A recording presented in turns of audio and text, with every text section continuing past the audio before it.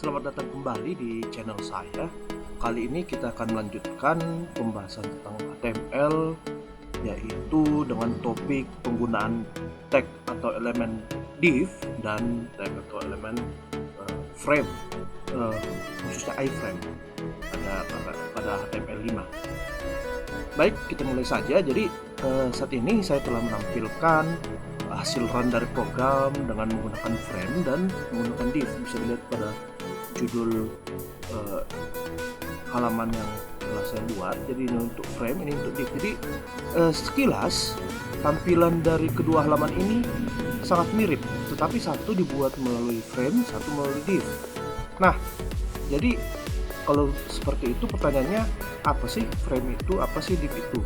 Nah, frame dan div ini pada umumnya digunakan untuk membagi bagian body pada halaman HTML menjadi beberapa bagian.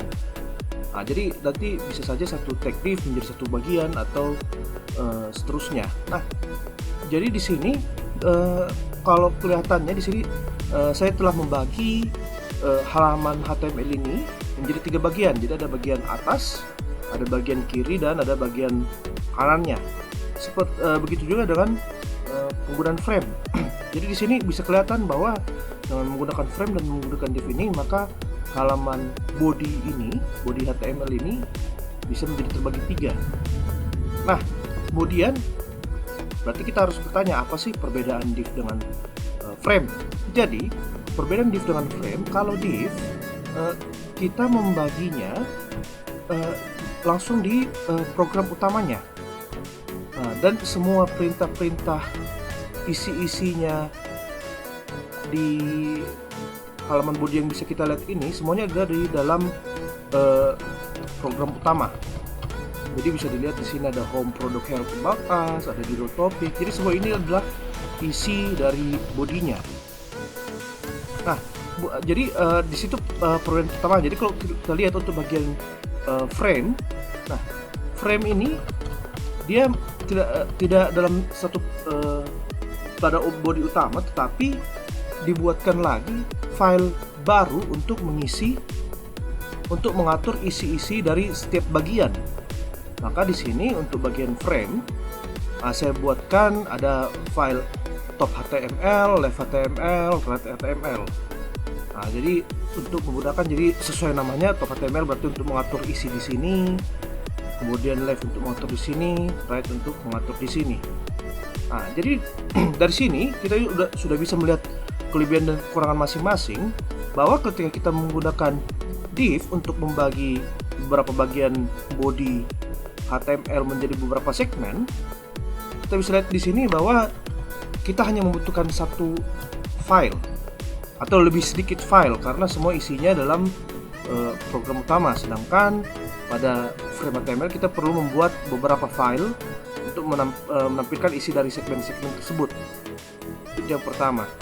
Nah, tetapi di sisi lain kita lihat di frame, karena kita membagi isi-isi dari segmennya menjadi beberapa file, ketika ada error pada tampilannya, maka pada frame lebih mudah kita memperbaikinya karena setiap isi dari segmen-segmen pada body HTML ini mempunyai file masing-masing, otomatis perintah-perintah di dalam file HTML-nya relatif tidak panjang-panjang. Jadi kalau kita lihat untuk bagian top, kita lihat sedikit saja, bagian left sedikit saja, bagian right sedikit saja. Kita bandingkan dengan program utama pada div, karena semua disatukan sehingga lumayan relatif lebih panjang, kan lumayan panjang daripada bagian frame tadi. Nah, itu yang pertama. Kemudian kedua, ya dari sisi sintaksnya kita lihat pada frame dipakai dengan nama tag iframe, kita selalu memakai atribut src untuk menampilkan di mana sumber isinya. Nah, jadi seperti itu. Maka kalau kita lihat di sini adalah sumber isinya ini seperti satu file yang baru. Jadi ini HTML, frame-nya pun HTML. Sehingga sebenarnya kalau kita lihat pada tampilannya untuk frame, jadi untuk yang bagian top misalnya dia dari sini ke sini. Ini dianggap seakan-akan dia seperti satu file HTML yang baru, sehingga ini dianggap kayak satu jendela, satu halaman tersendiri. Ini pun satu halaman tersendiri, ini pun satu halaman tersendiri. Maka efeknya apa?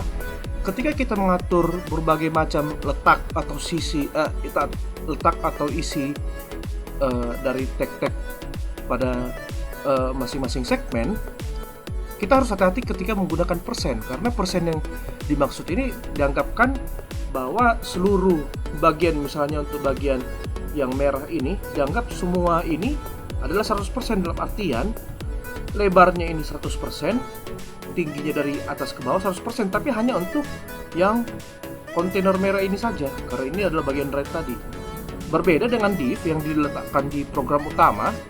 Karena dia diletakkan di program utama, maka 100% itu adalah keseluruhan layar, bukan keseluruhan kontainernya. Nah, selanjutnya, selain itu perbedaannya ada juga terletak di tampilan awalnya ketika tidak disetting secara khusus. Jadi untuk bagian frame, di sini bagian frame hampir mirip dengan bagian div secara tampilannya. Tetapi sebenarnya pada bagian frame, ketika kita meletakkan frame saling berdempet-dempetan, dia selalu ada semacam margin, selalu ada gap antara frame. Nah, itu harus kita hilangkan, berbeda dengan div yang selalu secara default dia akan berdempetan. Jadi seperti misalnya di sini, misalnya saya hilangkan properti yang membuat bagian top frame ini menjadi bisa dempet pada perintah di sini di CSS-nya, misalnya inilah yang membuat dia bisa dempet. Jadi kita lihat pada top frame-nya di sini harus diberikan display block. Jadi sehingga ketika saya menghapus perintah ini, properti ini, kemudian saya jalankan,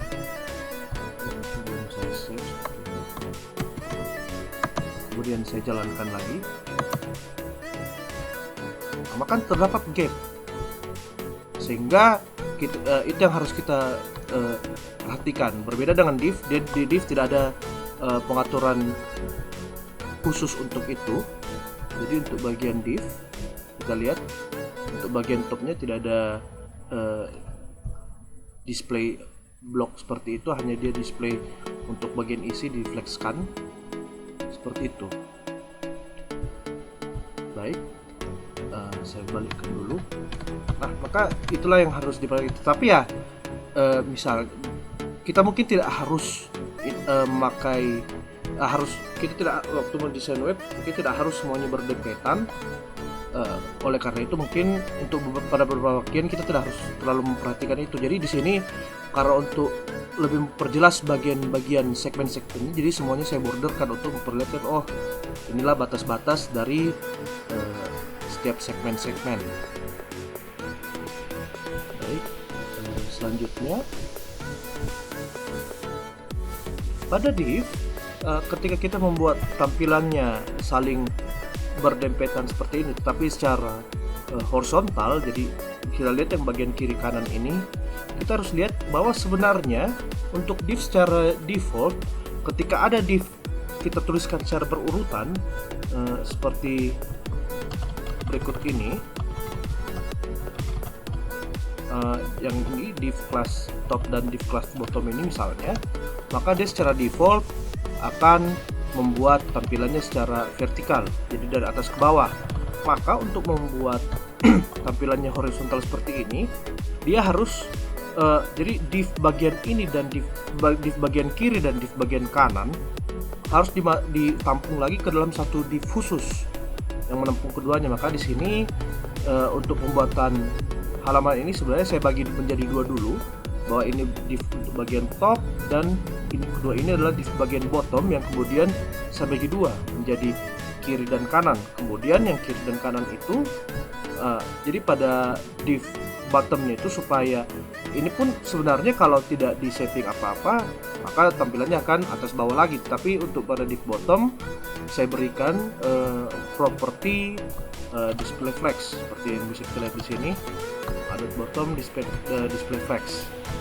Nah, berbeda dengan frame.